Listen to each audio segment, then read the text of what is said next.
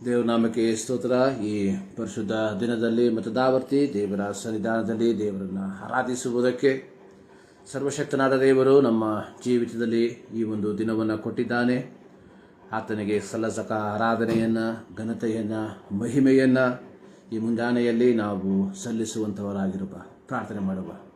ನಮ್ಮನ್ನು ಬಹಳವಾಗಿ ಪ್ರೀತಿ ಮಾಡುವ ನಮ್ಮ ಪ್ರೀತಿಯ ತಂದೆಯಾದ ದೇವರೇ, ನಿಮ್ಮ ಪರಿಶುದ್ಧ ನಾಮಕ್ಕೆ ಅನಂತ ವಂದನೆಗಳು ಸ್ವಾಮಿ. ಈ ವಾರದ ಮೊದಲನೇ ದಿನದಲ್ಲಿ ನಿಮ್ಮ ಸನ್ನಿಧಾನದಲ್ಲಿ ನಿಮ್ಮನ್ನು ಆರಾಧಿಸುವುದಕ್ಕೆ, ನಿಮ್ಮನ್ನು ಸ್ತುತಿಸುವುದಕ್ಕೆ, ನೀವು ಮಾಡಿರುವ ಉಪಕಾರಗಳನ್ನು ಜ್ಞಾಪಕ ಮಾಡುವುದಕ್ಕೆ ನಮ್ಮ ಜೀವಿತದಲ್ಲಿ ಕೊಟ್ಟಂಥ ಈ ಒಂದು ಅವಕಾಶಕ್ಕಾಗಿ ಸ್ತೋತ್ರ. ಯೇಸುವೆ, ಈ ಮುಂಜಾನೆಯಲ್ಲಿ ನಮ್ಮ ಆರಾಧನೆಯನ್ನು ನಿಮ್ಮ ಕರಗಳಿಗೆ ಸಮರ್ಪಿಸ್ತಾ ಇದ್ದೇವೆ. ಆರಾಧನೆಗೆ ಅಡ್ಡಿಯಾಗಿರುವಂತಹ ಎಲ್ಲ ಪಾಪಗಳನ್ನು, ಎಲ್ಲ ಅಪರಾಧಗಳನ್ನು ನಾವು ಅರಿಕೆ ಮಾಡ್ತಾ ಇದ್ದೇವೆ. ನಿನ್ನ ರಕ್ತದಿಂದ ನಮ್ಮನ್ನು ತೊಳೆದು ನಮ್ಮನ್ನು ಶುದ್ಧಿಪಡಿಸು. ಯೇಸು ಕ್ರಿಸ್ತನ ರಕ್ತವು ಸಕಲ ಪಾಪವನ್ನು ನಿವಾರಿಸಿ ನಮ್ಮನ್ನು ಶುದ್ಧಿಪಡಿಸುತ್ತದೆ ಎಂಬುದಾಗಿ ನಿಮ್ಮ ವಾಕ್ಯದಲ್ಲಿ ನೋಡುವ ಪ್ರಕಾರವಾಗಿ ಮತದಾವರ್ತಿ ನಮ್ಮನ್ನು ತೊಳೆದು ನಮ್ಮನ್ನು ಶುದ್ಧಿಪಡಿಸಿ ಈ ಮುಂಜಾನೆಯಲ್ಲಿ ನಮ್ಮನ್ನು ಆರಾಧನೆಗೆ ಯೋಗ್ಯರನ್ನಾಗಿ ಮಾರ್ಪಡಿಸಿ ಎಂಬುದಾಗಿ ನಾವು ಪ್ರಾರ್ಥಿಸ್ತಾ ಇದ್ದೇವೆ. ಆಡುವಂತಹ ಹಾಡುಗಳು, ಧ್ಯಾನ ಮಾಡುವಂತಹ ನಿಮ್ಮ ವಾಕ್ಯ ಎಲ್ಲದರ ಮೂಲಕ ದೇವರ ನಾಮ ಮಹಿಮೆ ಹೊಂದುವಂತೆ ಕೃಪೆ ಮಾಡು. ಈ ಮುಂಜಾನೆಯಲ್ಲಿ ನಮ್ಮೊಟ್ಟಿಗೆ ಸೇರಿ ನಿಮ್ಮನ್ನು ಆರಾಧಿಸುವಂಥವರಿಗಾಗಿ ನಾವು ಪ್ರಾರ್ಥಿಸ್ತಾ ಇದ್ದೇವೆ. ಅವರನ್ನು ಸಹ ಆಶೀರ್ವದಿಸು. ಈ ಮುಂಜಾನೆಯಲ್ಲಿ ನಡೆಯುವಂತಹ ಪ್ರತಿಯೊಂದು ಪರಿಶುದ್ಧ ಆರಾಧನೆಗಳಿಗಾಗಿ ಸ್ತೋತ್ರ. ಪ್ರತಿಯೊಂದು ಆರಾಧನೆಗಳ ಮೂಲಕ ನಿನ್ನ ನಾಮ ಮಹಿಮೆ ಹೊಂದುವಂತೆ ಕೃಪೆ ಮಾಡು. ಪ್ರಾರ್ಥನೆಗಳಿಗಾಗಿ ಸ್ತೋತ್ರ. ಯೇಸು ಕ್ರಿಸ್ತನ ಬುದ್ಧ ನಾಮದಲ್ಲಿ ಬಿಡುತ್ತೇವೆ ನಮ್ಮ ಪ್ರೀತಿಯ ತಂದೆ, ಆಮೇಲೆ. ದೇವನಾಮಕ್ಕೆ ಸ್ತೋತ್ರ. ಮತ್ತು ದಾವರ್ತಿ ದೇವರ ಸನ್ನಿಧಾನದಲ್ಲಿ ದೇವರನ್ನ ಆರಾಧಿಸಿ ಆತನನ್ನು ಮಹಿಮೆ ಪಡಿಸುವಂತೆ ದೇವರು ನಮ್ಮ ಜೀವಿತದಲ್ಲಿ ಈ ಒಂದು ಸಂದರ್ಭವನ್ನು, ಅವಕಾಶವನ್ನು ಕೊಟ್ಟಿರುವಾಗ ಆತನಿಗೆ ಸಲ್ಲತಕ್ಕ ಮಹಿಮೆಯನ್ನು, ಆತನಿಗೆ ಸಲ್ಲತಕ್ಕ ಆರಾಧನೆಯನ್ನು ನಾವು ಸಲ್ಲಿಸುವಂಥವರಾಗಿರುವ ಒಂದು ಹಾಡಿನ ಕೆಲವು ಚರಣಗಳನ್ನು ಹಾಡಿ ದೇವರನ್ನು ನಾವು ಮಹಿಮೆಪಡಿಸುವ. ಪರಿಶುದ್ಧಾತ್ಮನೇ ಶಕ್ತಿಯ ಸುರಿಸಯ್ಯ, ಪರಲೋಕದ ಬಲ ನಮಗಾವಶ್ಯವೆಂದು ಕರ್ತನೆ ನೀ ತಿಳಿದಿರುವಿ ಎಂಬ ಹಾಡನ್ನು ಹಾಡಿ ದೇವರ ನಾಮವನ್ನು ನಾವು ಮಹಿಮೆ ಪಡಿಸುವ. ಪರಿಶುದ್ಧಾತ್ಮನೇ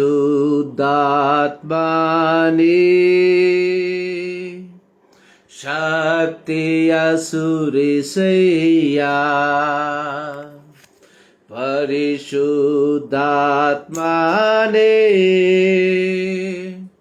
ಶಕ್ತಿಯ ಸುರಿಸಯ್ಯ, ಪರಲೋಕ ಬಲ ನಮಗಾವಶ್ಯವೆಂದು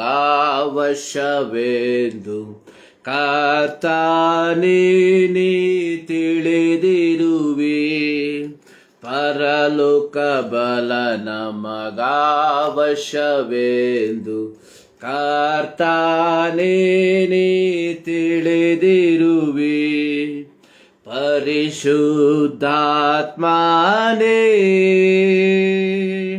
ಶಕ್ತಿಯ ಸುರಿಸಯ್ಯ,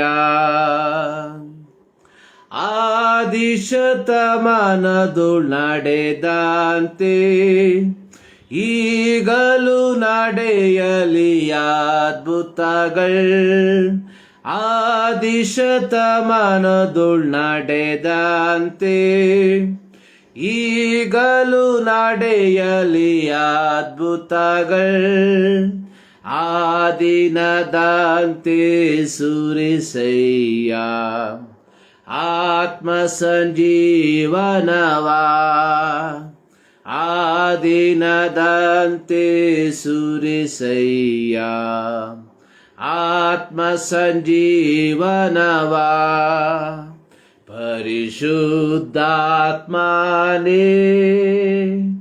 ಶಕ್ತಿಯ ಸುರಿಸಯ್ಯ, ಪರಿಶುದ್ಧಾತ್ಮನೇ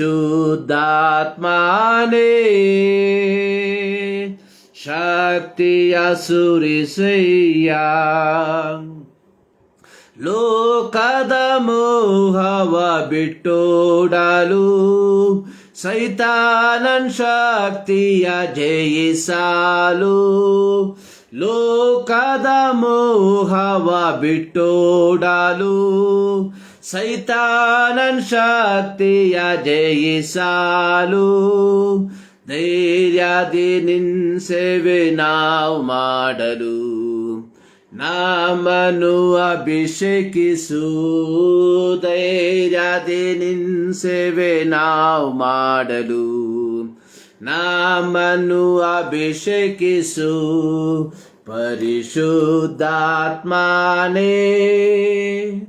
ಶಕ್ತಿಯ ಸುರಿಸಯ್ಯ. ಪರಿಶುದ್ಧಾತ್ಮನೇ ಶಕ್ತಿಯ ಸುರಿಸಯ್ಯ. ಉರಿಯಲಿ ಕೃಪಾವರಗಳ ಜ್ವಾಲೆ, ಬೆಳೆಯಲಿ ವಾಕ್ಯದೊಳ್ ಬೇರೂರಿ. ಉರಿಯಲಿ ಕೃಪಾವರಗಳ ಜ್ವಾಲೆ, ಬೆಳೆಯಲಿ ವಾಕ್ಯದೊಳ್ ಬೇರೂರಿ. ಉಜ್ಜೀವಿಸು ನಿನ್ನ ಮಕ್ಕಳನ್ನು, ಸುರಿಸು ಹಿಂಗಾರು ಮಳೆಯ. ಉಜ್ಜೀವಿಸು ನಿನ್ನ ಮಕ್ಕಳನ್ನು, ಸುರಿಸು ಹಿಂಗಾರು ಮಳೆಯ. ಪರಿಶುದ್ಧಾತ್ಮನೇ ಶಕ್ತಿಯ ಸುರಿಸಯ್ಯ. ಪರಿಶುದ್ಧಾತ್ಮನೇ ಶಕ್ತಿಯ ಸುರಿಸಯ್ಯ. ಪರಲೋಕದ ಬಲ ನಮಗವಶ್ಯವೆಂದು ಕರ್ತನೇ ನೀ ತಿಳಿದಿರುವೆ. ಪರಲೋಕ ಬಲ ನಮಗವಶ್ಯವೆಂದು ಕರ್ತನೇ ನೀ ತಿಳಿದಿರುವೆ. ಪರಿಶುದ್ಧಾತ್ಮನೇ ಶಕ್ತಿಯ ಸುರಿಸಯ್ಯ. ಪರಿಶುದ್ಧಾತ್ಮನೇ ಶಕ್ತಿಯ ಸುರಿಸಯ್ಯ. ಹಲ್ಲೆಲೂಯಾ. ಪರಿಶುದ್ಧಾತ್ಮನೇ ಶಕ್ತಿಯ ಸುರಿಸಯ್ಯ. ಪರಲೋಕದ ಬಲ ನಮಗವಶ್ಯವೆಂದು ಕರ್ತನೇ ನೀ ತಿಳಿದಿರುವಿ. ಅದರ ಮೊದಲ ಸ್ಟ್ಯಾನ್ಸ ಹೇಳ್ತಾ ಇದೆ, ಆದಿ ಶತಮಾನದೋಳ್ ನಡೆದಂತೆ ಈಗಲೂ ನಡೆಯಲಿ ಅದ್ಭುತಗಳ್. ಆ ದಿನದಂತೆ ಸುರಿಸಯ್ಯ ಆತ್ಮ ಸಂಜೀವನವ. ಲೋಕದ ಮೋಹವ ಬಿಟ್ಟೋಡಲು, ಸೈತಾನನ ಶಕ್ತಿಯ ಜಯಿಸಲು, ಧೈರ್ಯದಿ ನಿನ್ನ ಸೇವೆ ನಾವು ಮಾಡಲು ನಮ್ಮನ್ನು ಅಭಿಷೇಕಿಸು. ಉರಿಯಲಿ ಕೃಪಾ ವರಗಳ ಜ್ವಾಲೆ, ಬೆಳೆಯಲಿ ವಾಕ್ಯದೋಳ್ ಬೇರೂರಿ. ಉಜ್ಜೀವಿಸು ನಿನ್ನ ಮಕ್ಕಳನ್ನು, ಸುರಿಸು ಹಿಂಗಾರು ಮಳೆಯ. ಅತ್ಯಂತ ಅರ್ಥಗರ್ಭಿತವಾದಂತಹ ಒಂದು ಹಾಡು. ಈ ಮುಂಜಾನೆಯಲ್ಲಿ ಮತ್ತೊಂದು ಆವರ್ತಿ ಈ ಮಾಧ್ಯಮದ ಮೂಲಕ ನಮ್ಮ ರಕ್ಷಕನು, ನಮ್ಮ ಒಡೆಯನು, ನಮ್ಮ ವಿಮೋಚಕನು, ನಮ್ಮನ್ನು ನಮ್ಮ ಪಾಪದಿಂದ ಬಿಡಿಸಿದಂತಹ ಯೇಸು ಸ್ವಾಮಿಯನ್ನು ಆರಾಧಿಸುವುದಕ್ಕೆ ದೇವರು ನಮ್ಮ ಜೀವಿತದಲ್ಲಿ ಕೊಟ್ಟಿರುವ ಈ ಒಂದು ಸಂದರ್ಭಕ್ಕಾಗಿ, ದಿನಕ್ಕಾಗಿ ನಾವು ದೇವರಿಗೆ ಕೃತಜ್ಞತೆಯನ್ನು ಸಲ್ಲಿಸುವ.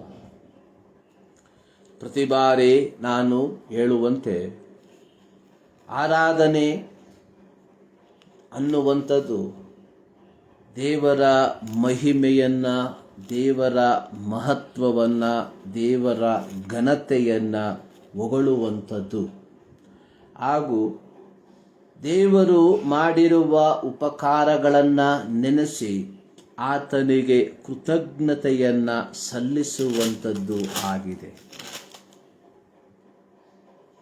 ಹಳೆಯ ಒಡಂಬಡಿಕೆಯಲ್ಲಿ ಇಸ್ರಾಯೇಲರು ದೇವರ ಸನ್ನಿಧಾನದಲ್ಲಿ ಸೇರಿ ಬರುವಾಗ ಕೃತಜ್ಞತಾ ಯಜ್ಞವನ್ನು ಸಮರ್ಪಿಸುವಂಥವರಾಗಿದ್ದರು.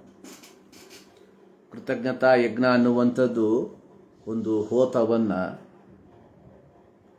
ದೇವಾಲಯದಲ್ಲಿ ದೇವರ ಮಂಜೂಷದ ಮುಂದೆ ಕರೆತಂದು ಅದನ್ನು ದೇವರಿಗೆ ಸರ್ವಾಂಗ ಹೋಮವಾಗಿ ಸಮರ್ಪಿಸುವಂಥದ್ದು. ಸೊ ಇದು ದೇವರನ್ನ ಮಹಿಮೆ ಪಡಿಸುವಂತಹ ಒಂದು ವಿಧಾನವಾಗಿತ್ತು. ಅದೇ ಹಳೆ ಒಡಂಬಡಿಕೆಯ 50ನೇ ಕೀರ್ತನೆಯಲ್ಲಿ ಆಸಾಫರು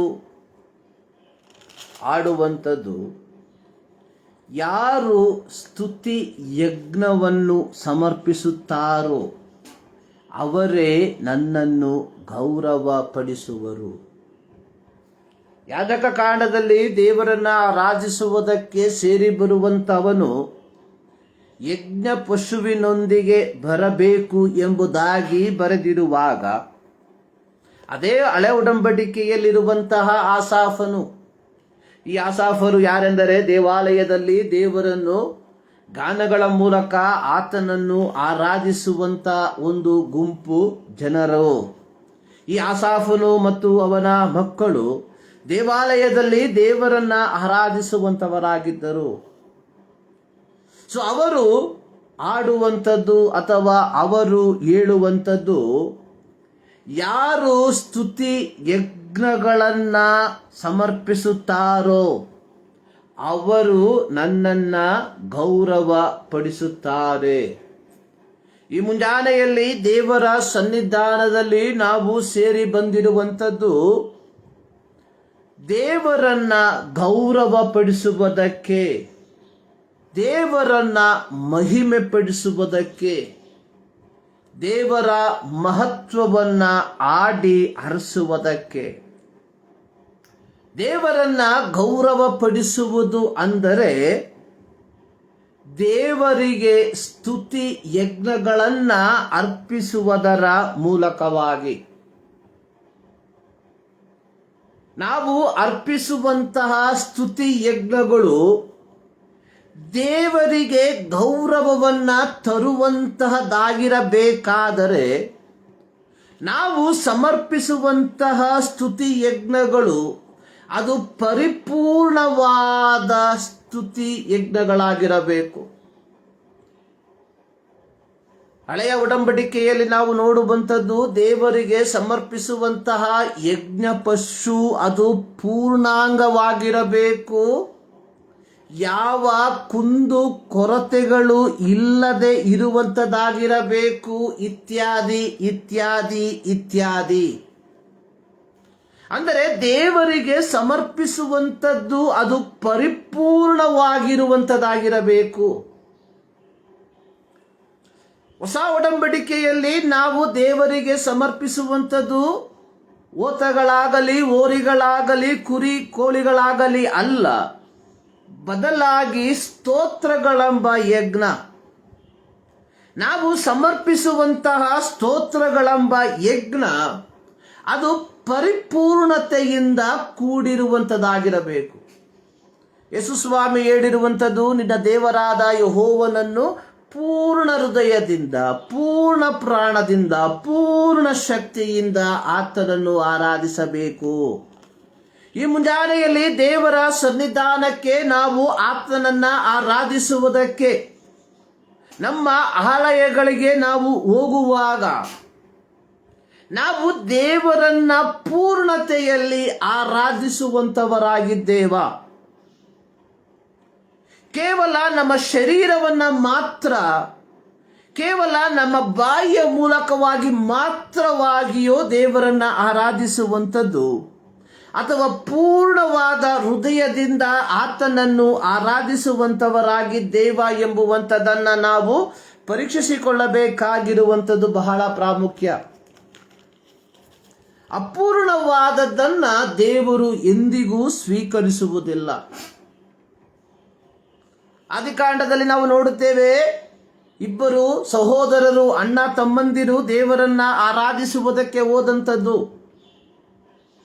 ಅಲ್ಲಿ ನಾವು ನೋಡುವಂಥದ್ದು, ಯೆಹೋವನು ಏಬೇಲನ ಯಜ್ಞವನ್ನು ಅಂಗೀಕರಿಸಿದನು. ಹೊಸ ಒಡಂಬಡಿಕೆಗೆ ನಾವು ಅದನ್ನು ನಾವು ನೋಡುವಾಗ ದೇವರು ನಮ್ಮ ಸ್ತೋತ್ರವನ್ನ, ನಮ್ಮ ಸ್ತುತಿಯನ್ನ, ಸ್ತುತಿ ಯಜ್ಞವನ್ನ, ಸ್ತುತಿ ಸ್ತೋತ್ರವನ್ನ ಆತನು ಅಂಗೀಕಾರ ಮಾಡಬೇಕಾದರೆ ಆತನು ಮೊದಲು ನಮ್ಮನ್ನು ಅಂಗೀಕಾರ ಮಾಡಬೇಕು. ಆತನು ನಮ್ಮನ್ನು ಅಂಗೀಕಾರ ಮಾಡಬೇಕಾದರೆ ನಮ್ಮ ಜೀವಿತ ದೈವಿಕವಾದಂತಹ ಪರಿಕಲ್ಪನೆಗೆ ಅನುಗುಣವಾಗಿ ಜೀವಿಸುವಂಥದ್ದಾಗಿರಬೇಕು. ದೇವರನ್ನ ಆರಾಧಿಸುವುದು ಅಂದರೆ ಕೇವಲ ಭಾನುವಾರ ಕೆಲವು ತಾಸುಗಳ ಮಟ್ಟಿಗೆ ಆಲಯದಲ್ಲಿ ಹೋಗಿ ಕುಳಿತುಕೊಂಡು ದೇವರನ್ನ ಆರಾಧಿಸುವಂಥದ್ದಲ್ಲ. ಅಪೊಸ್ತಲನಾದ ಪೌಲನು ರೋಮ ಪತ್ರಿಕೆಯಲ್ಲಿ ಹೇಳುವಂಥದ್ದು, offer your body as A living sacrifice. ನೀವು ನಿಮ್ಮ ದೇಹಗಳನ್ನು, ಅಲ್ಲಿ ಬರೆಯಲ್ಪಟ್ಟಿರುವುದು, ಆದುದರಿಂದ ಸಹೋದರರೇ, ದೇವರ ಕನಿಕರವನ್ನ ನಿಮ್ಮ ನೆನಪಿಗೆ ತಂದು ನಿಮ್ಮನ್ನ ಬೇಡಿಕೊಳ್ಳುವುದೇನೆಂದರೆ, ನೀವು ನಿಮ್ಮ ದೇಹಗಳನ್ನು ದೇವರಿಗೆ ಮೀಸಲಾಗಿಯೂ ಮೆಚ್ಚುಗೆಯಾಗಿಯೂ ಇರುವ ಸಜೀವ ಯಜ್ಞವಾಗಿ ಅರ್ಪಿಸಿರಿ. ಇದೇ ನಿಮ್ಮ ವಿವೇಕಪೂರ್ವಕವಾದ ಆರಾಧನೆ.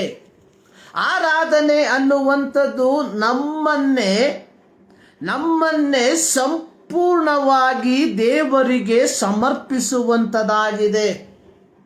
ದೇವರನ್ನ ಆರಾಧಿಸುವಂತಹ ಒಬ್ಬ ವ್ಯಕ್ತಿ ಇಹಲೋಕದ ನಡವಳಿಕೆಯನ್ನ ಅನುಸರಿಸದೆ, ಅಂದರೆ ಸೋಮವಾರದಿಂದ ಶನಿವಾರದ ತನಕ ತನ್ನಿಷ್ಟದ ಪ್ರಕಾರವಾಗಿ ಜೀವಿಸಿ ಭಾನುವಾರದ ಅಲ್ಪ ನಿಮಿಷಗಳ, ಅಲ್ಪ ತಾಸುಗಳ ಸಂದರ್ಭಕ್ಕೆ ಮಾತ್ರ ಪವಿತ್ರತೆಯನ್ನ ಧರಿಸಿಕೊಳ್ಳುವಂಥದ್ದಲ್ಲ.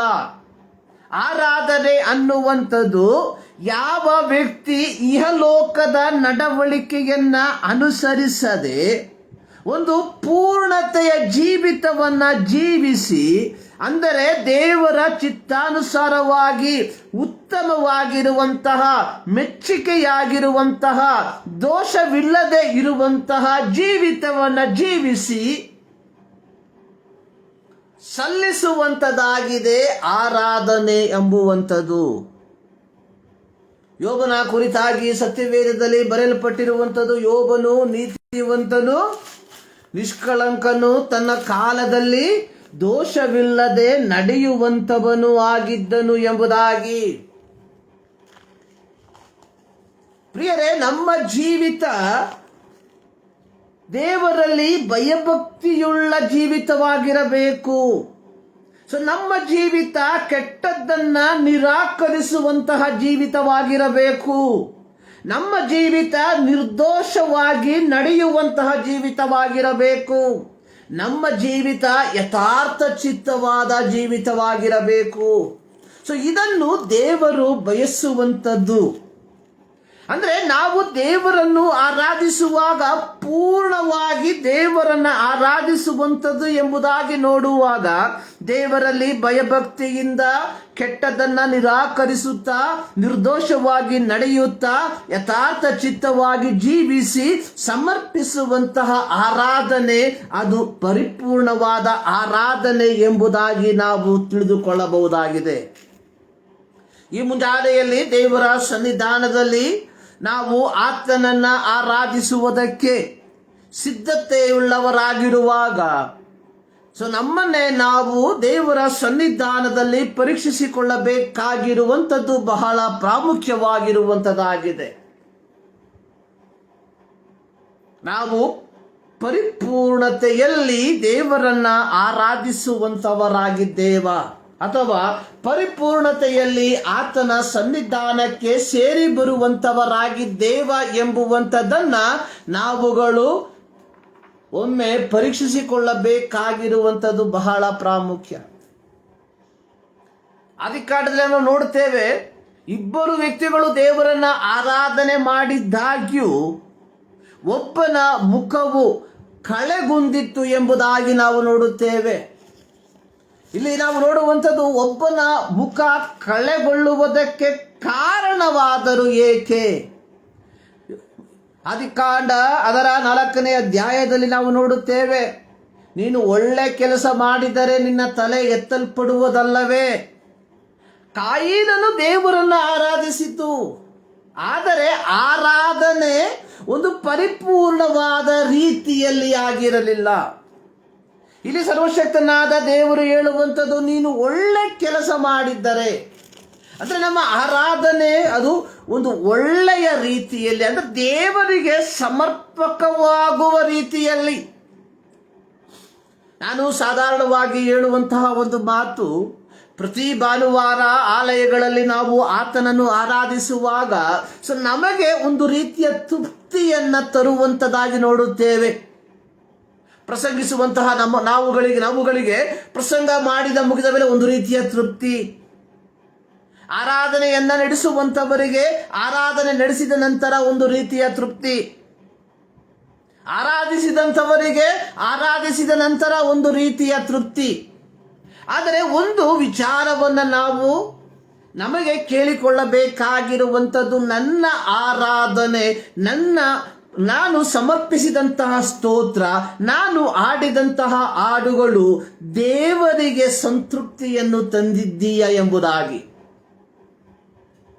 ಕಾರಣ ನಮ್ಮ ತೃಪ್ತಿ ಎಲ್ಲ ಮುಖ್ಯ, ನಮ್ಮ ಆರಾಧನೆ ದೇವರಿಗೆ ಸಂತೃಪ್ತಿಯನ್ನು ತರುವಂಥ ರೀತಿಯಲ್ಲಿ ಆಗಿರಬೇಕು.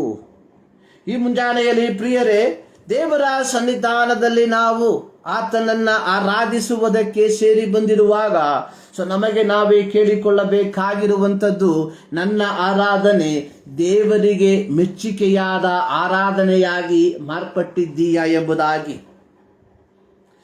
ಈ ದಿನದ ದೇವರ ವಾಕ್ಯ ಧ್ಯಾನಕ್ಕಾಗಿ ಆರಿಸಿಕೊಂಡಿರುವಂಥದ್ದು, ದೇವರ ವಾಗ್ದಾನವಾದ ಪವಿತ್ರಾತ್ಮನು ಎಂಬ ವಿಚಾರ. ಯೋಹಾನನು ಬರೆದ ಸುವಾರ್ತೆ 14ನೇ ಅಧ್ಯಾಯ ಅದರ 15ರಿಂದ 21 ವಾಕ್ಯಗಳನ್ನು ನಾವು ಗಮನಿಸುವಾಗ, ಯೇಸು ಸ್ವಾಮಿ ತನ್ನೊಂದಿಗಿದ್ದಂತಹ ಶಿಷ್ಯರಿಗೆ ಒಂದು ವಾಗ್ದಾನವನ್ನ ಕೊಡುವಂಥದ್ದಾಗಿ ನೋಡುತ್ತೇವೆ. ಅಲ್ಲಿ ನಾವು ನೋಡುವಂಥದ್ದು, ನಾನು ತಂದೆಯನ್ನು ಕೇಳಿಕೊಳ್ಳುವೆನು, ಆತನು ನಿಮಗೆ ಬೇರೊಬ್ಬ ಸಹಾಯಕನನ್ನು ಸದಾಕಾಲ ನಿಮ್ಮ ಸಂಗಡ ಇರುವುದಕ್ಕೆ ಕೊಡುವನು. ಆ ಸಹಾಯಕನು ಯಾರೆಂದರೆ ಸತ್ಯದ ಆತ್ಮನೇ. ಅದರ 18ನೇ ವಾಕ್ಯ, ನಾನು ನಿಮ್ಮನ್ನು ಅನಾಥರಾಗಿ ಬಿಡುವುದಿಲ್ಲ. ಇಲ್ಲಿ ಪವಿತ್ರಾತ್ಮನ ಕುರಿತಾಗಿ ಸರ್ವಶಕ್ತನಾದ ಯೇಸು ಸ್ವಾಮಿ ತನ್ನೊಂದಿಗಿದ್ದಂತಹ ಶಿಷ್ಯರಿಗೆ ವಾಗ್ದಾನದ ಮೂಲಕ ಹೇಳುವಂಥದ್ದಾಗಿ ನೋಡುತ್ತೇವೆ. ಪವಿತ್ರಾತ್ಮನ ಕೆಲವು ವಿಚಾರಗಳನ್ನು ಈ ಮುಂಜಾನೆಯಲ್ಲಿ ನಿಮ್ಮ ಮಧ್ಯದಲ್ಲಿ ಇಡುವುದಕ್ಕೆ ನಾನು ಬಯಸುವಂಥವನಾಗಿದ್ದೇನೆ. ಅಪೊಸ್ತಲರ ಕೃತ್ಯ ಅದರ 2ನೇ ಅಧ್ಯಾಯ ಅದರ 1ರಿಂದ 4 ವಾಕ್ಯಗಳನ್ನು ನಾವು ಕಲಿಯುವಂತಹ ಸಂದರ್ಭದಲ್ಲಿ ಅಲ್ಲಿ ಈ ರೀತಿ ಬರೆದಿರುವುದಾಗಿ ನೋಡುತ್ತೇವೆ. ಪಂಚಾಶತಮ ದಿನದ ಹಬ್ಬವು ಬಂದಿರಲಾಗಿ ಅವರೆಲ್ಲರೂ ಏಕ ಮನಸ್ಸಿನಿಂದ ಒಂದೇ ಸ್ಥಳದಲ್ಲಿ ಕೂಡಿದ್ದರು. ಆಗ ಬಿರುಗಾಳಿ ಬೀಸುತ್ತದೋ ಎಂಬಂತೆ ಪಕ್ಕನೆ ಆಕಾಶದೊಳಗಿಂದ ಒಂದು ಶಬ್ದ ಉಂಟಾಗಿ ಅವರು ಕೂತಿದ್ದ ಮನೆಯೆಲ್ಲ ತುಂಬಿಕೊಂಡಿತು. ಅದಲ್ಲದೆ ಉರಿಯಂತಿದ್ದ ನಾಲಿಗೆಗಳು ವಿಂಗಡಿಸಿಕೊಳ್ಳುವ ಹಾಗೆ ಅವರಿಗೆ ಕಾಣಿಸಿ ಅವರಲ್ಲಿ ಒಬ್ಬೊಬ್ಬರ ಮೇಲೆ ಒಂದೊಂದಾಗಿ ಕೂತುಕೊಂಡವು. ಆಗ ಅವರೆಲ್ಲರೂ ಪವಿತ್ರಾತ್ಮ ಭರಿತರಾಗಿ ಆ ಆತ್ಮ ತಮಗೆ ನುಡಿಯುವ ಶಕ್ತಿಯನ್ನು ಕೊಡುವ ಪ್ರಕಾರ ಬೇರೆ ಬೇರೆ ಭಾಷೆಗಳಿಂದ ಮಾತನಾಡುವುದಕ್ಕೆ ಪ್ರಾರಂಭಿಸಿದರು. ಯೇಸು ಸ್ವಾಮಿ ಪರಲೋಕಕ್ಕೆ ಒಯ್ಯಲ್ಪಡುವುದಕ್ಕಿಂತ ಸ್ವಲ್ಪ ಮುಂಚಿತವಾಗಿ ಇದೇ ಅಪೊಸ್ತಲರ ಕೃತ್ಯ 1ನೇ ಅಧ್ಯಾಯ ಅದರ 4-5 ವಾಕ್ಯಗಳನ್ನು ನಾವು ಕಲಿಯುವಾಗ ಅಲ್ಲಿ ಯೇಸು ಸ್ವಾಮಿ ತನ್ನ ಶಿಷ್ಯರಿಗೆ ಹೇಳಿರುವಂಥದ್ದು, ಯೋಹಾನನಂತೂ ನೀರಿನಲ್ಲಿ ದೀಕ್ಷಾಸ್ನಾನ ಮಾಡಿಸಿದನು. ನಿಮಗಾದರೂ ಇನ್ನೂ ಸ್ವಲ್ಪ ದಿವಸದೊಳಗೆ ಪವಿತ್ರಾತ್ಮದಲ್ಲಿ ಸ್ನಾನವಾಗುವುದು. ಆದ ಕಾರಣ ನೀವು ಯೆರೂಸಲೇಮನ್ನು ಬಿಟ್ಟು ಹೋಗದೆ ತಂದೆ ಮಾಡಿದಂತಹ ನೀವು ನನ್ನಿಂದ ಕೇಳಿದಂಥ ವಾಗ್ದಾನಕ್ಕೆ ಕಾದುಕೊಂಡಿರ್ರಿ ಎಂದು ಅಪ್ಪಣೆ ಕೊಟ್ಟನು. ಇಲ್ಲಿ ಯೇಸು ಸ್ವಾಮಿ ತನ್ನ ಐಹಿಕ ಸೇವೆಯನ್ನ ಮುಗಿಸಿ ಆತನು ಪರಲೋಕಕ್ಕೆ ತನ್ನ ಐಹಿಕ ದೌತ್ಯವನ್ನ ಮುಗಿಸಿ ಆತನು ಪರಲೋಕಕ್ಕೆ ಒಯ್ಯಲ್ಪಡುವುದಕ್ಕಿಂತ ಮುಂಚಿತವಾಗಿ ತನ್ನ ಶಿಷ್ಯರಿಗೆ ಒಂದು ವಾಗ್ದಾನವನ್ನ ಕೊಡುವಂಥದ್ದಾಗಿ ನೋಡುತ್ತೇವೆ. ಈ ವಾಗ್ದಾನದ ಕುರಿತಾಗಿ ಸರಿಸುಮಾರು 900 ವರ್ಷಗಳ ಹಿಂದೆ ಪ್ರವಾದಿಯಾದ ಯೋವೇಲನು ಇಸ್ರಾಯೇಲರನ್ನ ನೋಡಿ ಪ್ರವಾದನ ರೂಪವಾಗಿ ಹೇಳಿರುವಂಥದ್ದನ್ನು ನಾವು ನೋಡುತ್ತೇವೆ. ಆ ವಾಕ್ಯ ಈ ರೀತಿ ಬರೆಯಲ್ಪಟ್ಟಿದೆ. ಯೋವೇಲನ ಪ್ರವಾದನ ಗ್ರಂಥ 2ನೇ ಅಧ್ಯಾಯ ಅದರ 28, 29 ವಾಕ್ಯಗಳು. ತರುವಾಯ ನಾನು ಎಲ್ಲ ಮನುಷ್ಯರ ಮೇಲೆ ನನ್ನ ಆತ್ಮವನ್ನು ಸುರಿಸುವೆನು. ನಿಮ್ಮಲ್ಲಿರುವ ಗಂಡಸರು ಹೆಂಗಸರು ಪ್ರವಾದಿಸುವರು. ನಿಮ್ಮ ಹಿರಿಯರಿಗೆ ಕನಸುಗಳು ಬೀಳುವವು. ನಿಮ್ಮ ಯೌವನಸ್ಥರಿಗೆ ದಿವ್ಯ ದರ್ಶನಗಳಾಗುವವು. ಇದಲ್ಲದೆ ಆ ದಿನಗಳಲ್ಲಿ ದಾಸದಾಸಿಯರ ಮೇಲೂ ನನ್ನ ಆತ್ಮವನ್ನ ಸುರಿಸುವೆನು. ಇಲ್ಲಿ ಪಂಚಾಶತಮ ದಿನದಲ್ಲಿ ದೇವರ ಪವಿತ್ರಾತ್ಮನು ಅವರ ಮೇಲೆ ಇಳಿದು ಬಂದು ಆತ್ಮನು ಅವರಿಗೆ ನುಡಿಯುವುದಕ್ಕೆ ಕೊಡುವ ಶಕ್ತಿಯ ಪ್ರಕಾರ ಅವರು ಬೇರೆ ಬೇರೆ ಭಾಷೆಗಳಿಂದ ದೇವರನ್ನ ಆರಾಧಿಸುವುದಕ್ಕೆ ಪ್ರಾರಂಭಿಸಿದರು. ಅದರ 5ರಿಂದ 11 ವಾಕ್ಯಗಳನ್ನು ನಾವು ನೋಡುವಾಗ ಅಲ್ಲಿ ವಿವಿಧ ಭಾಷೆಗಳನ್ನು ಆಡುವ ಜನರ ಗುಂಪು ಅಂದು ಯೆರೂಸಲೇಮಿನಲ್ಲಿ ದೇವರನ್ನ ಆರಾಧಿಸಿರುವುದಕ್ಕೆ ಸೇರಿ ಬಂದಿರುವಂಥದ್ದನ್ನು ನೋಡುತ್ತೇವೆ. ಆ ಜನರ ಗುಂಪುಗಳು ಇಂತಿವೆ: ಪಾರ್ಥ್ಯರು, ಮೇದ್ಯರು, ಎಲಾಮ್ಯರು, ಮೆಸೊಪೊತಾಮ್ಯದವರು, ಯೂದಾಯದವರು, ಕಪ್ಪದೋಕ್ಯದವರು, ಪೊಂತದವರು, ಆಸ್ಯದವರು, ಪೂಗ್ಯದವರು, ಪಂಪುಲ್ಯದವರು, ಐಗುಪ್ತದವರು, ಕುರೇನ ಮಗ್ಗುಲಲ್ಲಿರುವ ಲಿಬ್ಯದವರು, ರೋಮಾಪುರದಿಂದ ಬಂದಿರುವ ಯಹೂದ್ಯ ಮತಾವಲಂಬಿ, ಕ್ರೇತರು, ಅರಬಿ ದೇಶದವರು. ಹೀಗೆ ವಿವಿಧ ಭಾಷೆಗಳನ್ನು ಆಡುವಂತಹ ಜನರು ಪಂಚಾಶತಮ ದಿನದ ಹಬ್ಬವನ್ನ ಆಚರಿಸುವುದಕ್ಕೆ ಯೆರೂಸಲೇಮಿನಲ್ಲಿ ಸೇರಿ ಬಂದಿರುವಾಗ ಇದೇ ಪಂಚಾಶತಮ ದಿನದಲ್ಲಿ ಸರ್ವಶಕ್ತನಾದ ದೇವರು ಪ್ರವಾದಿಯಾದ ಯೋವೇಲನ ಮೂಲಕವಾಗಿ ಸರಿಸುಮಾರು 900 ವರ್ಷಗಳ ಹಿಂದೆ ಪ್ರವಾದನ ರೂಪವಾಗಿ ಹೇಳಿದ ಪ್ರವಾದನೆಯು ಇಲ್ಲಿ ಪೂರ್ತೀಕರಣವಾಗುವಂಥದ್ದನ್ನು ನಾವು ನೋಡುತ್ತೇವೆ. ಸೊ ಇಲ್ಲಿ ನಾವು ಅರ್ಥ ಮಾಡಿಕೊಳ್ಳಬೇಕಾಗಿರುವಂತಹ ಒಂದು ಸತ್ಯ, ಪವಿತ್ರಾತ್ಮನ ಶಕ್ತಿ ಯೇಸುವಿನ ಮರಣ ಪುನರುತ್ಥಾನದ ನಂತರ ಮಾನಸಿಕವಾಗಿ ಕುಗ್ಗಿ ಹೋಗಿದ್ದ ಶಿಷ್ಯರಿಗೆ ಒಂದು ಬಲವನ್ನ ಕೊಡುವಂಥದ್ದಾಗಿ ಮಾರ್ಪಟ್ಟಿತ್ತು ಎಂಬುದಾಗಿ ಸುವಾರ್ತೆಗಳಲ್ಲಿ ನಾವು ನೋಡುತ್ತೇವೆ. ಯೇಸು ಸ್ವಾಮಿಯನ್ನ ಶಿಲುಬೆಗೆ ಹಾಕಿ ಆತನನ್ನು ಹೂಣಲ್ಪಟ್ಟ ಮೇಲೆ ಶಿಷ್ಯರು ಯಹೂದ್ಯರಿಗೆ ಭಯಪಟ್ಟು ಒಂದು ಕೋಣೆಯ ಬಾಗಿಲನ್ನ ಮುಚ್ಚಿಕೊಂಡು ಅವರು ಅಲ್ಲಿ ಅವಿತು ಕುಳಿತುಕೊಂಡಿದ್ದರು ಎಂಬುದಾಗಿ. ಸೊ ಇವರ ಮಧ್ಯದಲ್ಲಿ ಪುನರುತ್ಥಾನ ಹೊಂದಿದ ಯೇಸು ಸ್ವಾಮಿ ಪ್ರತ್ಯಕ್ಷನಾಗಿ ಅವರಿಗೆ ನಿಮಗೆ ಸಮಾಧಾನವಾಗಲಿ ಎಂಬುದಾಗಿ ಹೇಳಿರುವಂಥದ್ದನ್ನು ನಾವು ಯೋಹಾನನ ಸುವಾರ್ತೆ 20ನೇ ಅಧ್ಯಾಯದಲ್ಲಿ ನಾವು ನೋಡುವಂಥವರಾಗಿದ್ದೇವೆ. ತಮ್ಮ ಗುರುವನ್ನ ಕಳಕೊಂಡು ಯಾವ ನಿರೀಕ್ಷೆ ಇಲ್ಲದೆ ಮುಂದೇನು ಎಂಬ ಪ್ರಶ್ನೆಯೊಂದಿಗೆ ತಮ್ಮ ದಿನಗಳನ್ನ ಕಳೆಯುತ್ತಿರುವಂತಹ ತನ್ನ ಶಿಷ್ಯರಿಗೆ ಯೇಸು ಸ್ವಾಮಿ ಕೊಟ್ಟಂತಹ ಒಂದು ವಾಗ್ದಾನವಾಗಿತ್ತು, ಪವಿತ್ರಾತ್ಮನ ವಾಗ್ದಾನ. ಈ ಪವಿತ್ರಾತ್ಮನ ವಾಗ್ದಾನ ಅವರ ಜೀವಿತದಲ್ಲಿ ಒಂದು ರೀತಿಯ ಬಲವನ್ನ ಕೊಡುವಂಥದ್ದಾಗಿ ನಾವು ನೋಡುವಂಥವರಾಗಿದ್ದೇವೆ. ಯೋವೇಲನ ಪ್ರವಾದನ ಪುಸ್ತಕವನ್ನ ನಾವು ಕಲಿಯುವಂತಹ ಸಂದರ್ಭದಲ್ಲಿ ಯೋವೇಲನ ಕಾಲದಲ್ಲಿ ಇಸ್ರಾಯೇಲರ ಪರಿಸ್ಥಿತಿ ಬಹಳ ದುಸ್ಥಿರವಾಗಿತ್ತು. ಕಾರಣ ಅವರ ಆಲಯವು ಕೆಡವಲ್ಪಟ್ಟು ಇಸ್ರಾಯೇಲರು ತಮ್ಮದಲ್ಲದ ದೇಶದಲ್ಲಿ ಪ್ರವಾಸಿಗಳಾಗಿ ವಾಸಿಸುತ್ತಿರುವಂತಹ ಒಂದು ಕಾಲ. ದೇಶ ನಷ್ಟವಾಗಿ ಹೋಗಿತ್ತು, ಆಲಯವು ನಷ್ಟವಾಗಿ ಹೋಗಿತ್ತು. ಮೂರನೇದಾಗಿ ನಾವು ನೋಡುವಂಥದ್ದು ಇಲ್ಲಿ ಯೋವೇಲನು ಪ್ರವಾದಿಯಾದ ಯೋವೇಲನು ಹೇಳುವಂಥದ್ದು 4ನೇ ವಾಕ್ಯದಲ್ಲಿ ಅವರ ವ್ಯವಸಾಯದ ಫಲವು ಸಹ ಅವರನ್ನ ಬಿಟ್ಟು ಹೋಗುವಂತಹ ಒಂದು ಪರಿಸ್ಥಿತಿ.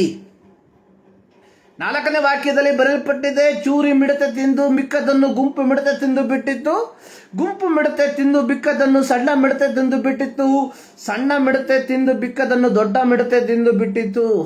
ಅಂದ್ರೆ ಅವರ ಕಾರ್ಷಿಕವಾದ ಅವರ ವ್ಯವಸಾಯದ ಇಳುವರಿಯನ್ನ ಸಂಪೂರ್ಣವಾಗಿ ಅವರ ವ್ಯವಸಾಯದ ಇಳುವರಿ ಸಂಪೂರ್ಣವಾಗಿ ಅವರನ್ನು ಬಿಟ್ಟು ಹೋಗುವಂತಹ ಒಂದು ಪರಿಸ್ಥಿತಿ. ಇಸ್ರಾಯೇಲರ ಚರಿತ್ರೆಯನ್ನು ನಾವು ಕಲಿಯುವಾಗ ಇಸ್ರಾಯೇಲರಿಗೆ ಯಾವುದೇ ರೀತಿಯ ನೀರಾವರಿಯ ವ್ಯವಸ್ಥೆ ಇರಲಿಲ್ಲ. ಅವರು ವ್ಯವಸಾಯ ಮಾಡುವಂಥದ್ದು ಹಿಂಗಾರು ಮಳೆಯನ್ನು ಮತ್ತು ಮುಂಗಾರು ಮಳೆಯನ್ನ ಅವಲಂಬಿಸಿ, ಆ ಮಳೆಯನ್ನ ಅವಲಂಬಿಸಿ ಅವರು ಬಿತ್ತನೆ ಮಾಡಿದಂತಹ ಬೀಜಗಳು ಫಲ ಕೊಟ್ಟು ಆ ಫಲವನ್ನು ಇನ್ನೇನು ತಾವು ಅನುಭವಿಸಬೇಕು ಅನ್ನುವುದರ ಒಳಗೆ ಮಿಡತೆಯ ಗುಂಪುಗಳು ಬಂದು ಅವನ್ನು ನಿಶ್ಶೇಷವಾಗಿ ನಾಶ ಮಾಡಿತು ಎಂಬುದಾಗಿ ನೋಡುತ್ತೇವೆ. ಇಂತಹ ಒಂದು ಅವರ ಪರಿಸ್ಥಿತಿಯ ಕುರಿತಾಗಿ ನಾವು ನೋಡುವಂತಹ ಸಂದರ್ಭದಲ್ಲಿ ಇಸ್ರಾಯೇಲರ ಪರಿಸ್ಥಿತಿ ಅತ್ಯಂತ ದುಸ್ಥಿರವಾದಂತಹ ಒಂದು ಪರಿಸ್ಥಿತಿ. ಇಂತಹ ಸಂದರ್ಭದಲ್ಲಿ ಸರ್ವಶಕ್ತನಾದ ದೇವರು ಇಸ್ರಾಯೇಲರಿಗೆ ತಾನು ಅಬ್ರಹಾಮನಿಗೆ ಮಾಡಿದ ವಾಗ್ದಾನವನ್ನ ನೆನೆಸಿ ಒಂದು ಅವಕಾಶವನ್ನ ಕೊಡುವಂತದಾಗಿ ನೋಡುತ್ತೇವೆ. ಯಾಕೆ ಇಸ್ರಾಯೇಲರ ಜೀವಿತದಲ್ಲಿ ಇಂತಹ ಒಂದು ದುಸ್ಥಿತಿಗೆ ಕಾರಣವಾದದ್ದಾದರೂ ಏನು?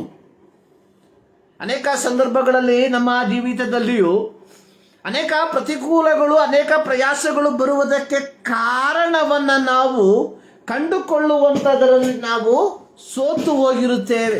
ಯಾಕೆ ಇಸ್ರಾಯೇಲರ ಜೀವಿತದಲ್ಲಿ ಇಂತಹ ಒಂದು ಪರಿಸ್ಥಿತಿ? ಇಸ್ರಾಯೇಲರ ಚರಿತ್ರೆಯನ್ನು ನಾವು ಕಲಿಯುವಾಗ ಆದಿಕಾಂಡ 12ನೇ ಅಧ್ಯಾಯದಲ್ಲಿ ದೇವರು ಅಬ್ರಹಾಮನನ್ನು ಕರೆದು ಅಬ್ರಹಾಮನಿಗೆ ನುಡಿದಂಥ ವಾಗ್ದಾನ ಅನ್ನುವಂಥದ್ದು ಅದು ಅತ್ಯಂತ ಶ್ರೇಷ್ಠವಾಗಿರುವಂತಹ ಒಂದು ವಾಗ್ದಾನ. ತದನಂತರವಾಗಿ ಇಸ್ರಾಯೇಲ್ ಮಕ್ಕಳು ಐಗುಪ್ತ ದೇಶಕ್ಕೆ ಹೋದರು. ಐಗುಪ್ತ ದೇಶದಿಂದ ಯೆಹೋವನು ಅವರನ್ನು ಮೋಶೆಯ ನಾಯಕತ್ವದಲ್ಲಿ ಕರೆತಂದ.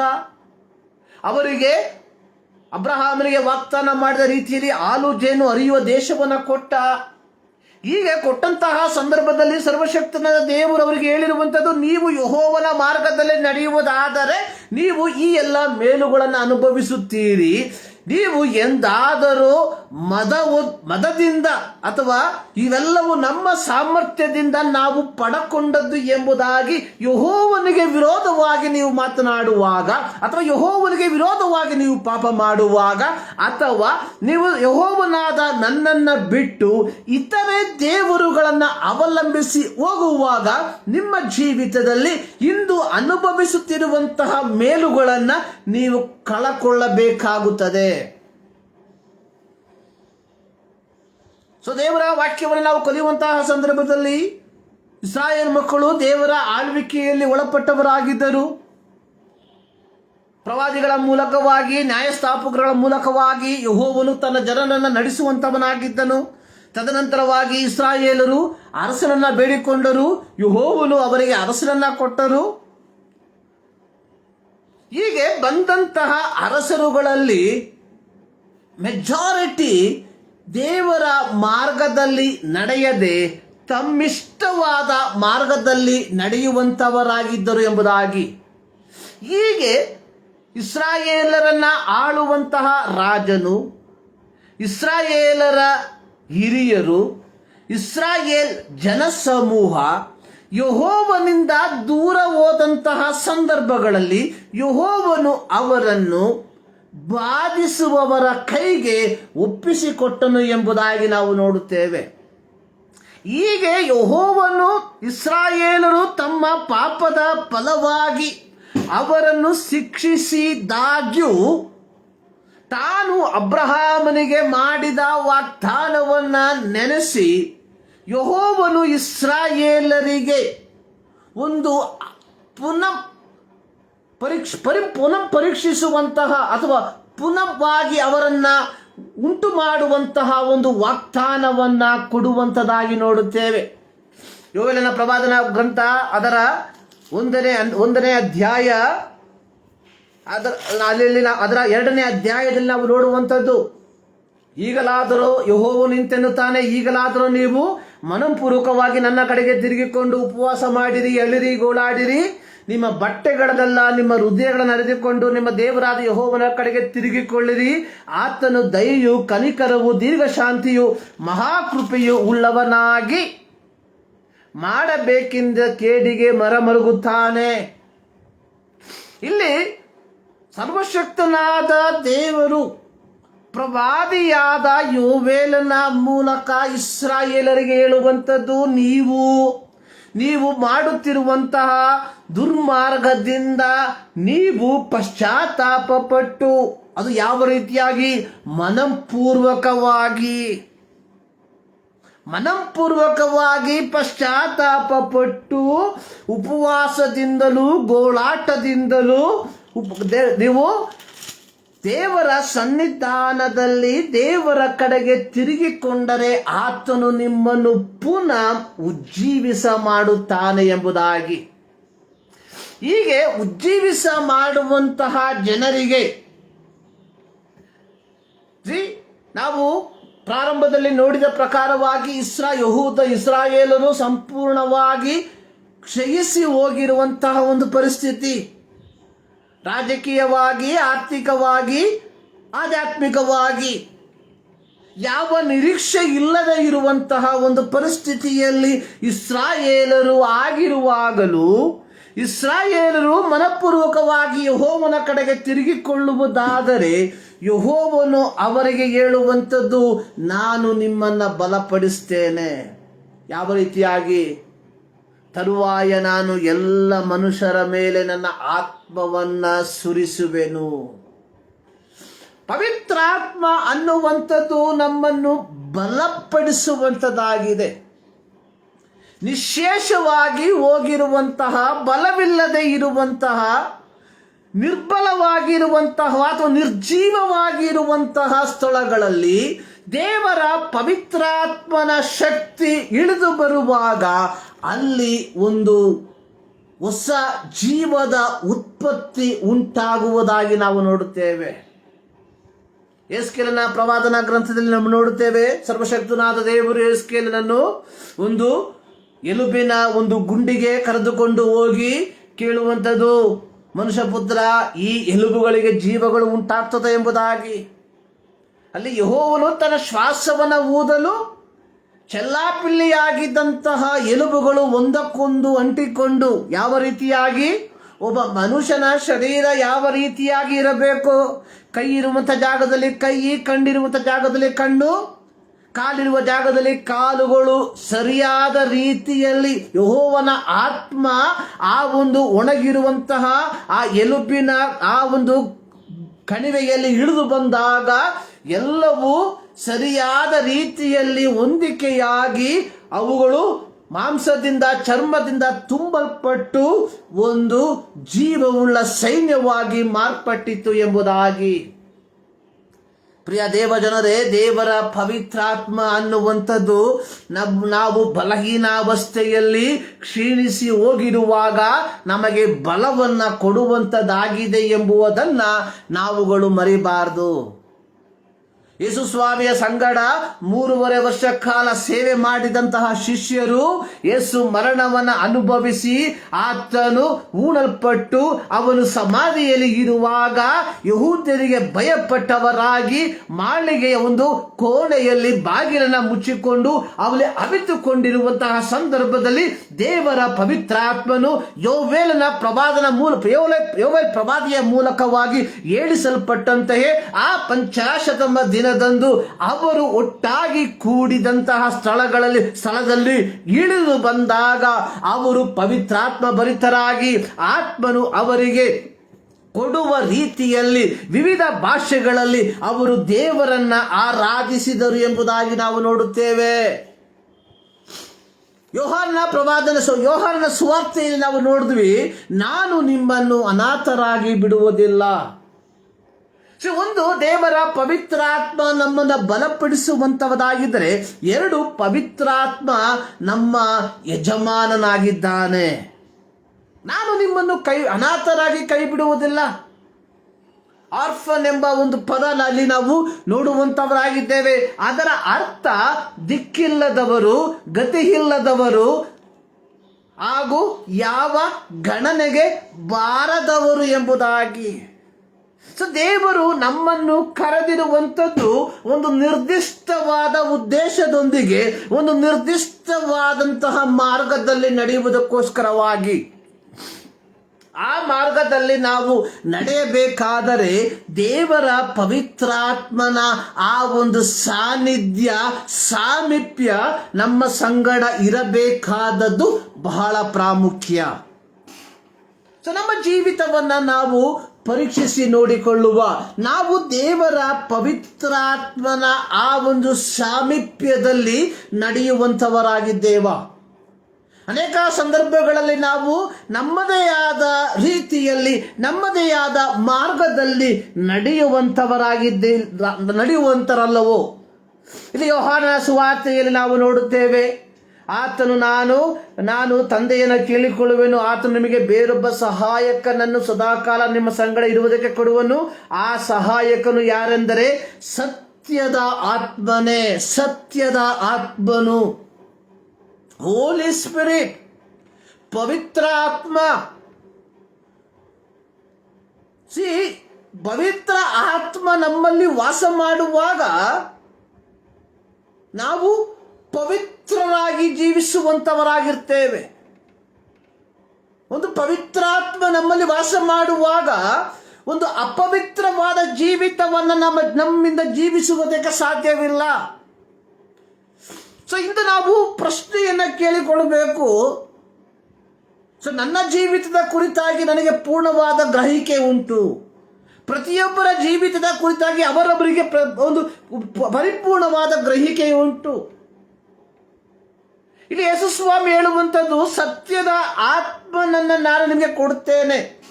ನಮ್ಮಲ್ಲಿ ಸತ್ಯದ ಆತ್ಮನು ಇರುವುದಾದರೆ ನಮ್ಮ ಜೀವಿತ ಪವಿತ್ರವಾದಂತಹ ಜೀವಿತವಾಗಿರಬೇಕು. ಈ ಮುಂಜಾನೆಯಲ್ಲಿ ಒಂದು ಸಾರಿ ಯೋಚನೆ ಮಾಡಿ, ನಾವು ಪವಿತ್ರವಾದ ಜೀವಿತವನ್ನು ಜೀವಿಸುವಂತವರ?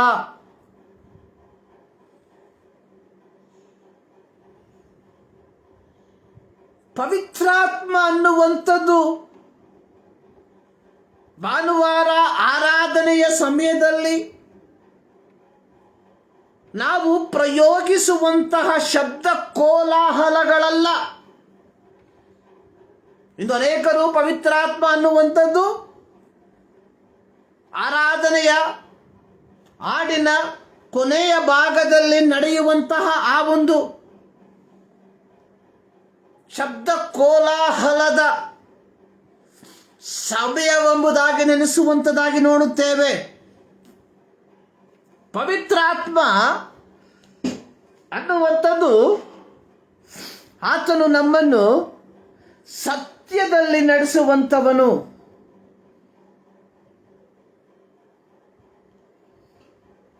ಸೊ ಇಲ್ಲಿ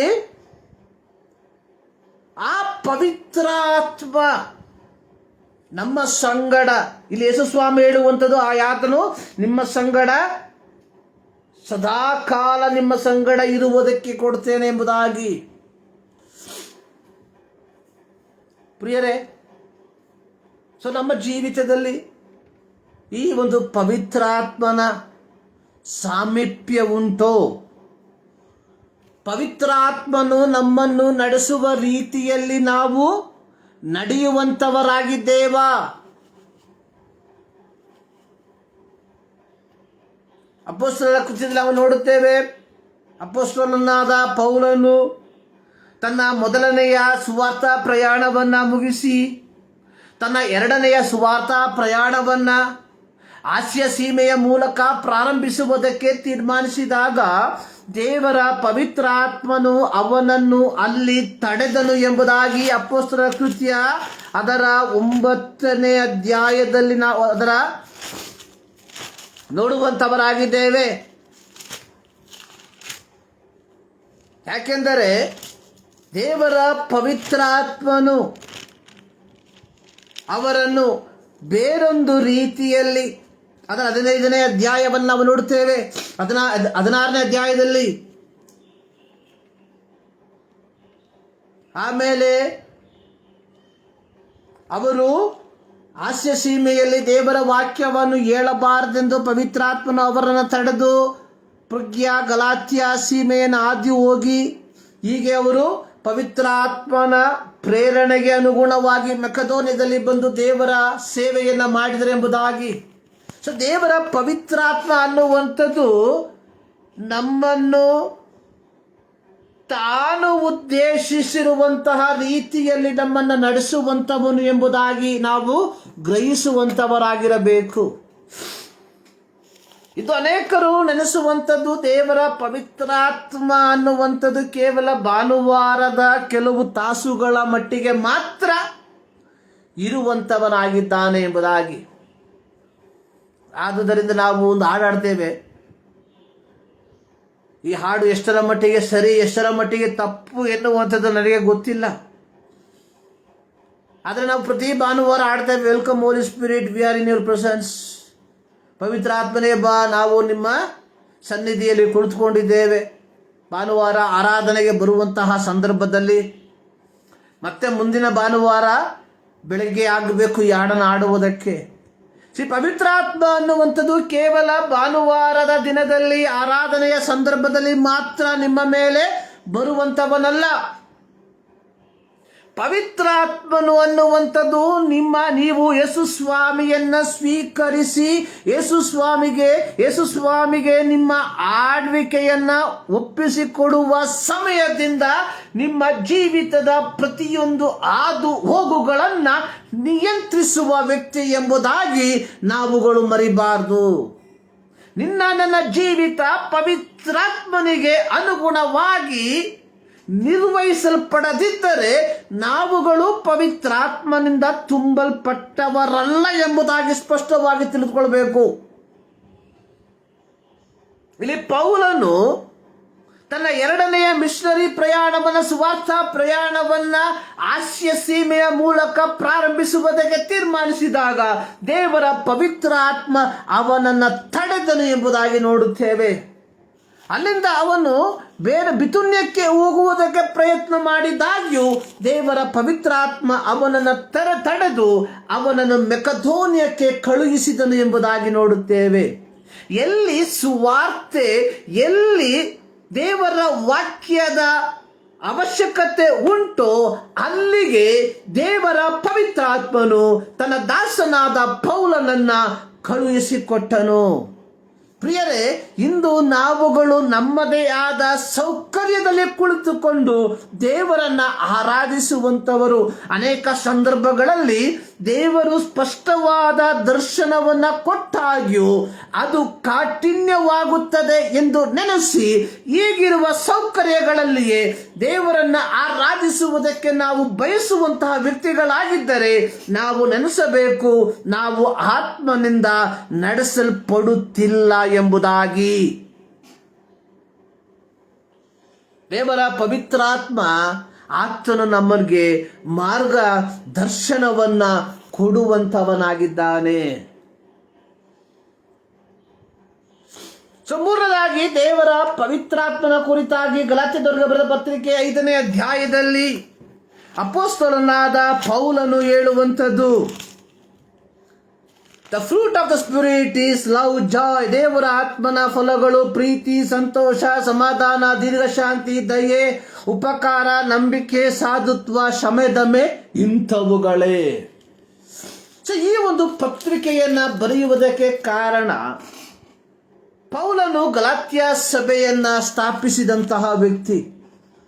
ಪೌಲನ ನಂತರ ಅನೇಕ ಯಹೂದಿ ಕ್ರೈಸ್ತರು ಅಥವಾ ಯಹೂದಿ ಸೇವಕರು ಗಲಾತ್ಯ ಸಭೆಯಲ್ಲಿ ಒಂದು ಭಿನ್ನತೆಯನ್ನ, ಒಂದು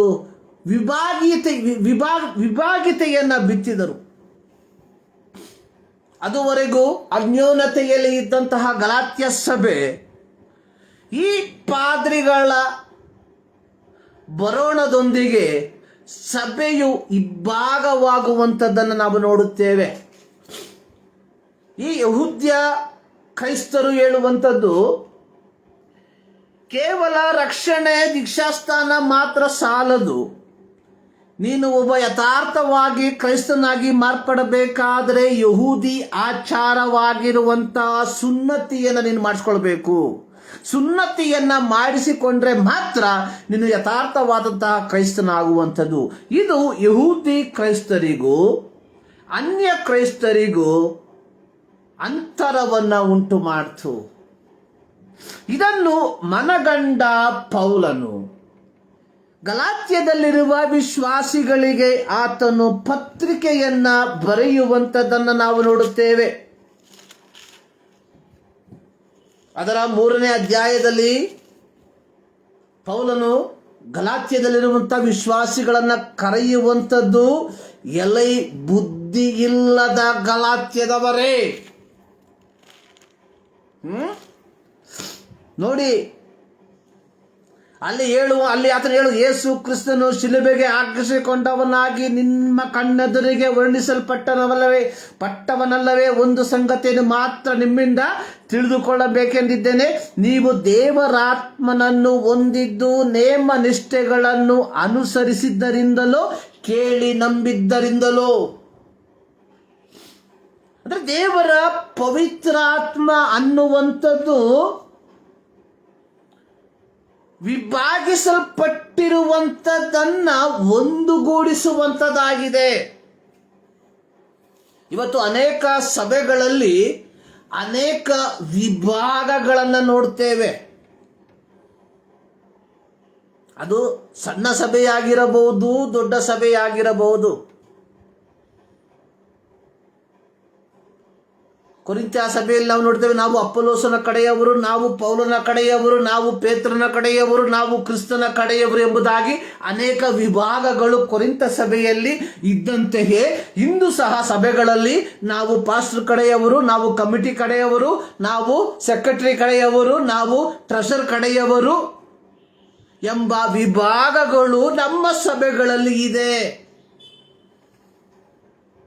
ಹೀಗಿರುವಾಗ ನಮ್ಮ ಸಭೆಗಳಲ್ಲಿ ಆಳ್ವಿಕೆ ಮಾಡುವಂಥದ್ದು ಯಾವ ಆತ್ಮ? ಯೋಚನೆ ಮಾಡಿ. ಪವಿತ್ರ ಆತ್ಮ ನಮ್ಮನ್ನ ಒಂದುಗೂಡಿಸುವಂಥದ್ದಾಗಿದೆ. ಸೊ ಇಲ್ಲಿ ಪೌಲನು ಕೇಳುವಂಥದ್ದು, ನೀವು ದೇವರಾತ್ಮನನ್ನ ಹೊಂದಿದ್ದು ನೇಮ ನಿಷ್ಠೆಗಳನ್ನು ಅನುಸರಿಸಿದರಿಂದಲೋ ಅಥವಾ ಕೇಳಿ ನಂಬಿದ್ದರಿಂದಲೋ.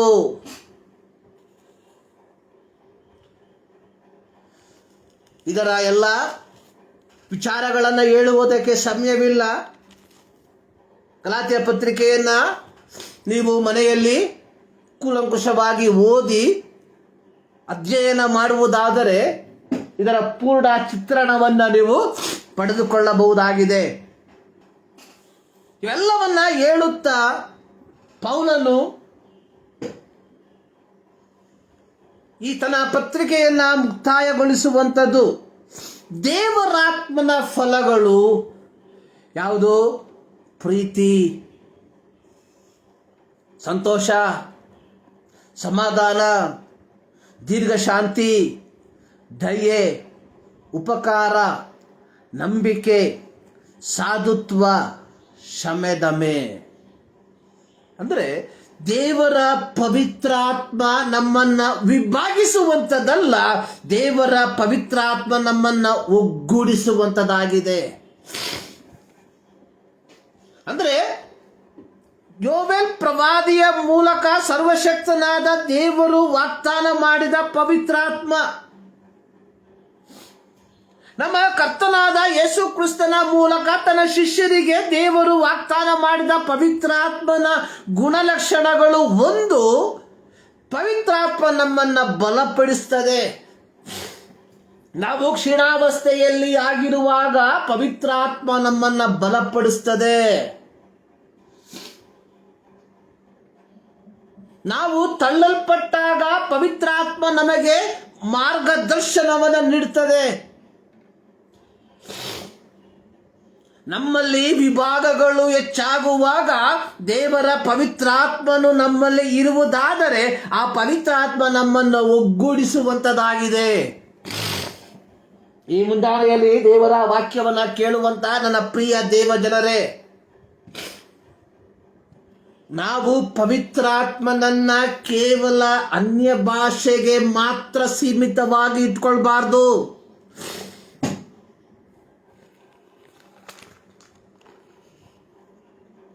ಲೂಕನ ಸುವಾರ್ತೆಯಲ್ಲಿ ಯೇಸು ಸ್ವಾಮಿ ಹೇಳಿರುವಂತಹ ಒಂದು ಮಾತು, ಅದರ 4ನೇ ಅಧ್ಯಾಯದಲ್ಲಿ ಅನಿಸುತ್ತೆ, 4ನೇ ಅಧ್ಯಾಯ, ಕರ್ತನ ಆತ್ಮ ನನ್ನ ಮೇಲೆ ಇದೆ, ಆತನು ನನ್ನನ್ನು ಬಡವರಿಗೆ ಶುಭ ವರ್ತಮಾನವನ್ನ ಸಾರುವುದಕ್ಕೆ ಅಭಿಷೇಕಿಸಿದನು. ದೇವರ ಪವಿತ್ರಾತ್ಮ ನಮಗೆ ಇತರರಿಗೆ ಶುಭ ವರ್ತಮಾನವನ್ನ ಸಾರುವುದಕ್ಕೆ ಉತ್ತೇಜಿಸುವಂಥದ್ದಾಗಿದೆ. ನಮ್ಮಲ್ಲಿ ಈ ಗುಣಲಕ್ಷಣಗಳು ಉಂಟೋ ಇಲ್ಲವೋ ಎಂಬುದಾಗಿ ಪರೀಕ್ಷಿಸಿಕೊಳ್ಳಬೇಕಾಗಿರುವಂಥದ್ದು ಅವನವನ ಕರ್ತವ್ಯ. ಒಮ್ಮೆ ಯೋಚನೆ ಮಾಡಿ ನೋಡುವ, ಈ ಪವಿತ್ರಾತ್ಮನ ಗುಣಲಕ್ಷಣಗಳು ನಮ್ಮಲ್ಲಿ ಉಂಟೋ?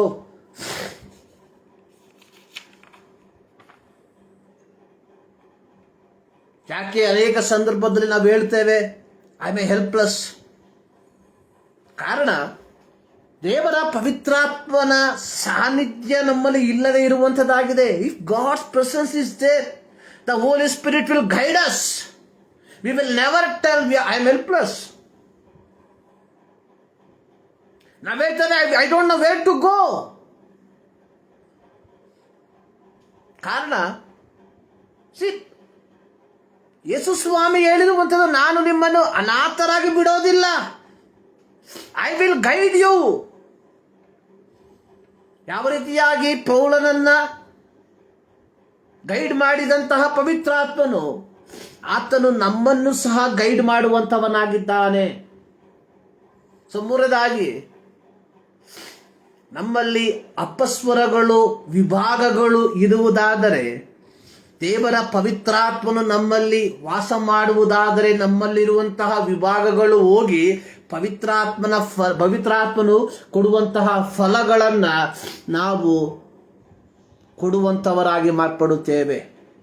ಈ ಮುಂಜಾನೆಯಲ್ಲಿ ದೇವರ ವಾಕ್ಯವನ್ನು ಕೇಳುವ ತನ್ನ ಪ್ರಿಯ ದೇವಜನರೇ, ಈ ದೇವರ ವಾಕ್ಯದ ಮುಂಭಾಗದಲ್ಲಿ ನಮ್ಮನ್ನೇ ಸಮರ್ಪಿಸಿಕೊಳ್ಳುವ.